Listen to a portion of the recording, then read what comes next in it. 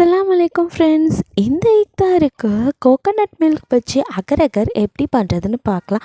அதுக்கு தேவையான பொருளாக ஃபஸ்ட்டு எடுத்து வச்சுக்கோங்க ரெடியாக. இப்போது நம்ம ஒரு பாத்திரம் எடுத்து அதை அடுப்பில் வச்சு சின்ன டம்ளர்னால் 1 டம்ளர் தண்ணி, பெரிய டம்ளர்னால் 1/2 டம்ளர் தண்ணி ஊற்றினா போதும்.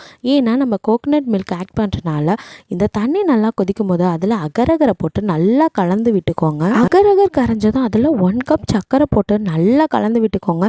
அதுவும் நல்லா கரைஞ்சதும் கம்பி பதம் வந்ததுக்கப்புறம் நம்ம எடுத்து வச்ச கோகோனட் மில்கை அதில் ஆட் பண்ணி ஒரு 3 மினிட்ஸ் நல்லா அப்படி கலந்து விட்டுக்கிட்டே இருக்கணும். ஒரு ஏலக்காவை தட்டி போட்டுக்கோங்க. இது 1/2 மூடி தேங்காயில் எடுத்த திக்கான கோகோனட் மில்க்கு. அதை 3 மினிட்ஸ்க்கு அப்புறம் இந்த மாதிரி ஒரு பிளேட்டுக்கு ட்ரான்ஸ்ஃபர் பண்ணி ஒரு 10 மினிட்ஸ் கழித்து அதுக்கு மேலே பண்ணி வச்சிருந்த நட்ஸு, பாதாம், முந்திரியை போட்டு அது நல்லா கூல் டவுன் பண்ண விட்டு ஃப்ரிட்ஜ்லேருந்து எடுத்து இந்த மாதிரி கட் பண்ணி சாப்பிட்லாம்.